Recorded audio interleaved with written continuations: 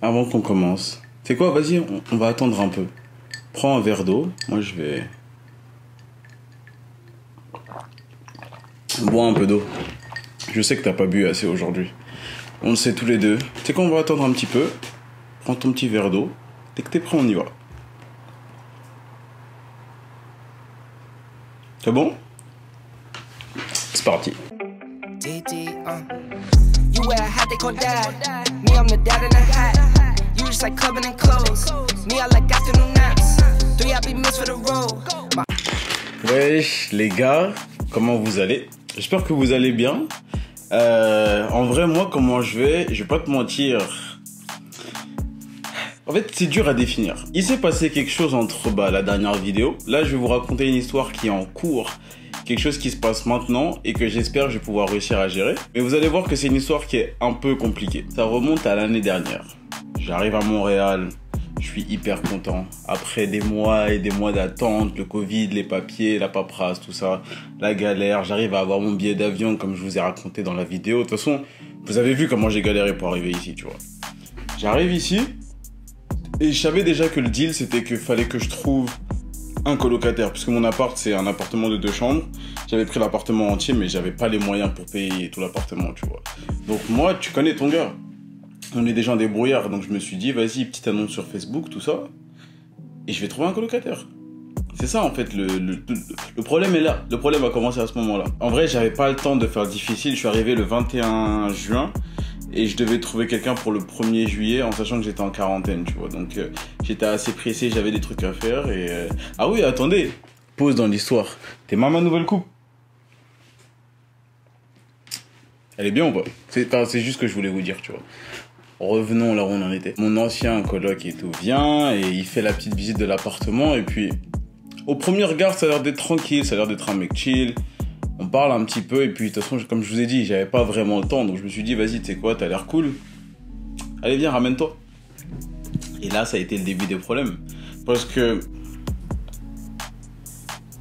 comment ça s'est passé avec lui, c'est que la première fois que je l'ai vu, tu vois, on s'entendait, enfin, je peux pas dire qu'on s'entendait bien, on s'était vu 2 fois, 10 minutes à chaque fois, on n'était pas des meilleurs potes, mais ça avait l'air d'aller, tu vois. Je me suis dit, ok, on va peut-être réussir à avoir une bonne relation de colocataire. Et dès qu'il est arrivé, c'était trop bizarre. Des fois, je me rappelle, ça c'est le truc le plus genre choquant où c'est là j'aurais dû sentir, ça c'était un red flag, j'aurais dû sentir le problème. Quand je lui parlais des fois, il me calculait pas. Genre, je te jure, là, regarde, là on a une conversation, je parle, tu parles, je parle, et quand je lui parlais une dernière fois, le mec il était comme ça faisait ça. Eh, ça va? Ouais, ça va et tout, et toi comment ça va? Ah, moi je te cache pas, aujourd'hui je me sens pas trop bien.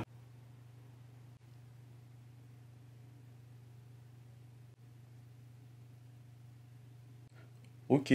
Franchement, c'était grave comme ça. C'était limite à un point gênant où je me disais, mais attends, mais peut-être ouais, c'est moi, j'ai fait un truc, je pue ou quoi, toi, je sais pas.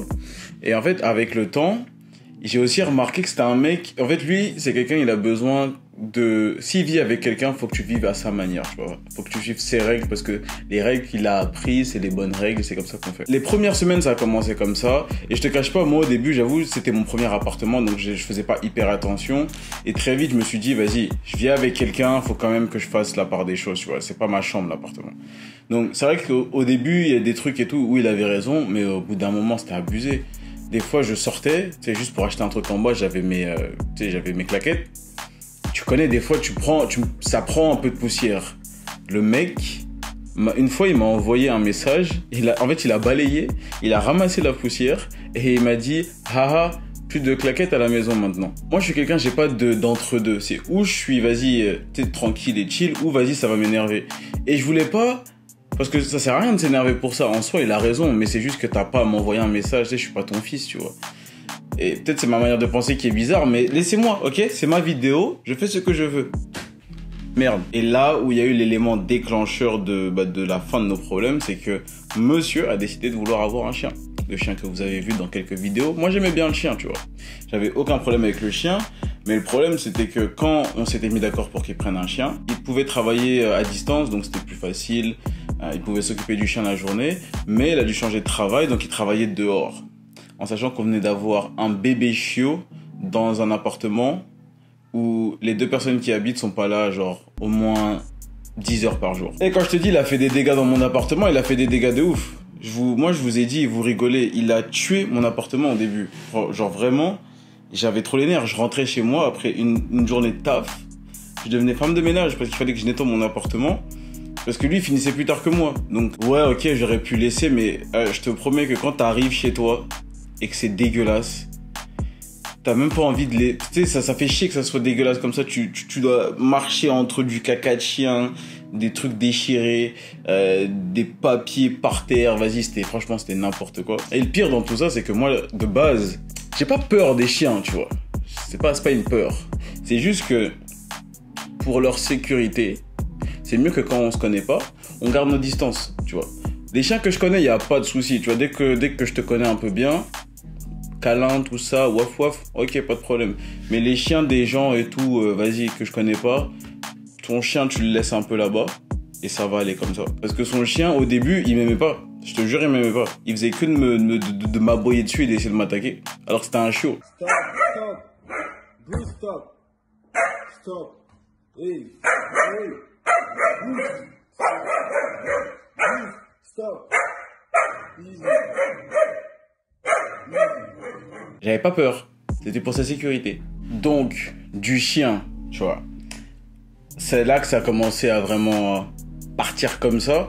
Parce que on était arrivé dans une phase où, moi, j'avoue, il y avait des trucs, genre le chauffage, peut-être des fois je laissais un petit peu trop, ou je laissais ouvert, ou je sortais, je fermais pas la porte à clé. Tu sais, c'est des trucs un peu chiants, tu vois.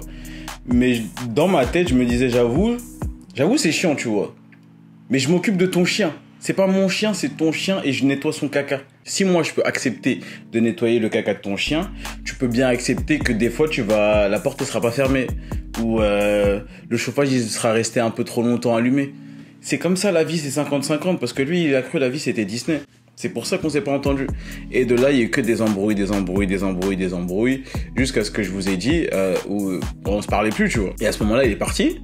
Et moi, je me disais, c'est bon, je vais plus jamais le revoir de ma vie. La vie est belle, vive Montréal et vive la vie. Sauf que, quelle fut ma surprise quand je suis allé regarder notre abonnement de chauffage, puisque c'est moi qui gérais l'abonnement de chauffage, j'ai les mots de passe, etc. Et c'est moi qui payais les factures. Enfin, je payais la facture et lui me passait la moitié. Et en fait, on a eu une facture totale de $760, je crois, avec une surconsommation de $640. Et là, tu te dis, comment est-ce que ça arrivé? James, c'est trop con, qu'est-ce que t'as fait? On avait pris un abonnement annuel, ok? Donc ça veut dire que tous les mois, on payait la même chose. Et on a pris cet abonnement-là à la fin de l'été. Et ça veut dire que tous les mois, pendant 12 mois, on aurait dû payer la même chose pour qu'à la fin, ça donne une somme qu'on aurait normalement dû payer. Sauf que mon coloc, l'ancien, du coup, quand il est parti en juin, alors que notre abonnement finissait en septembre. Ça veut dire qu'il y a 3 mois qui n'ont pas été comptés. Et c'est normalement ces mois-là, tu sais, les mois d'été où tu chauffes beaucoup moins, où tu dépenses normalement moins d'électricité, où ça régule en fait. Et on n'aurait pas eu autant à payer. Mais il est parti et puis bon, tu vois, c'est la vie. Heureusement, j'avais mis un peu d'argent de côté et je me suis dit, ok, bon, c'est pas grave, moi je vais payer ma part. C'est le dernier truc que j'ai à voir avec lui. Après, je suis tranquille. Donc, qu'est-ce que je fais en tant que bonne personne? Je paye ma part. Je lui envoie un message. J'avoue, le message que je lui ai envoyé, c'était un peu un message parce que je le connais. Je connais. Et dès que j'ai vu ça, je me suis dit, c'est sûr, il va pas payer. Donc, faut que je lui envoie un message qui lui mette un petit peu la pression. Pas la pression, mais t'as un message qui lui dit, vas-y, vaut mieux que je paye au lieu d'aller dans des histoires, etc., etc. Donc, je lui envoie un DM sur Instagram. Je sais pas si je vais vous le mettre parce que, en vrai, genre, même cette vidéo, normalement, je devrais pas la faire. En fait, on m'a dit de pas la faire, mais vas-y, je suis obligé de vous expliquer, je suis obligé de vous dire ce qui se passe, tu vois. Je lui ai envoyé le message et qu'est-ce que ce monsieur a fait? Il m'a bloqué.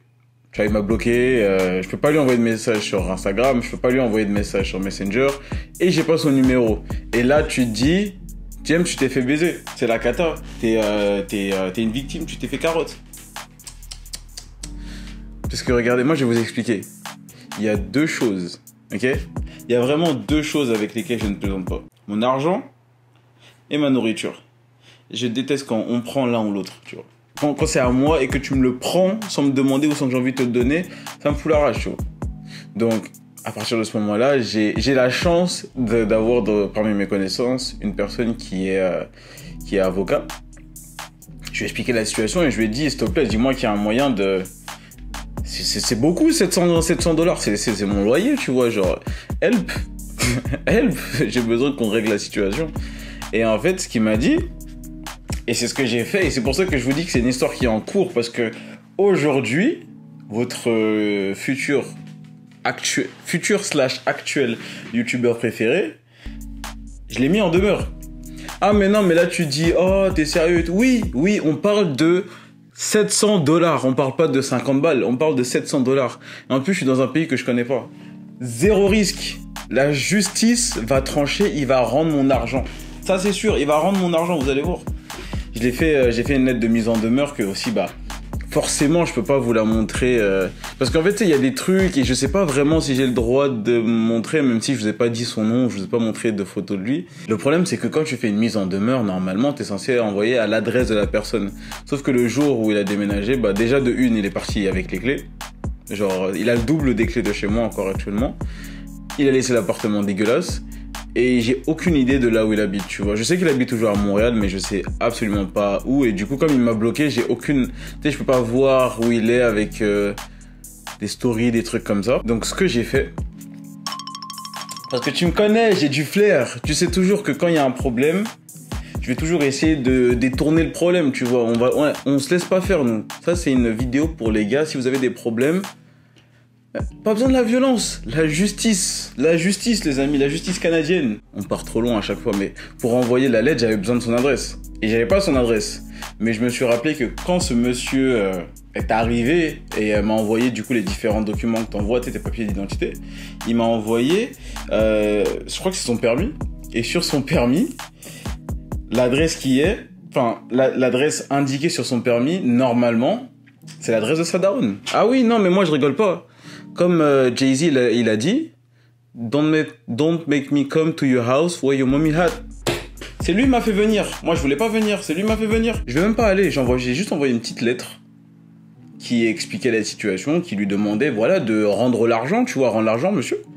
Et à partir de là, il va faire ce qu'il va faire et je vais vous expliquer normalement comment les choses se passent. Une fois qu'il a reçu la lettre, il a normalement une dizaine de jours pour ou me recontacter ou payer la facture ou me payer moi pour que je paye la facture. Si au bout de ces 10 jours, il n'y a aucune nouvelle, la personne qui s'occupe de cette instance, tu vois, dans le droit ici, va essayer de le recontacter et à partir de ce moment-là, il y a des intérêts qui s'accumulent.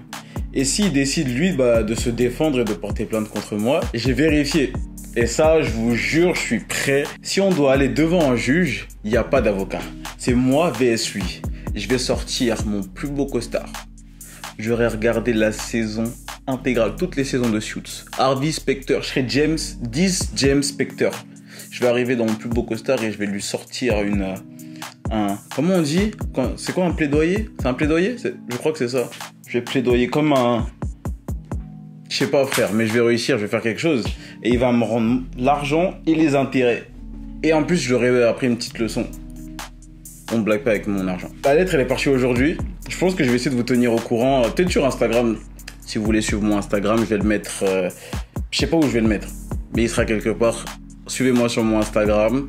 Likez la vidéo si ça vous a plu. Et on se tient au jus. Là, il y a des nouvelles vidéos qui arrivent. Restez branchés. C'était James. Prenez soin de vous. On se capte très bientôt. Double peace encore une fois. Bye bye.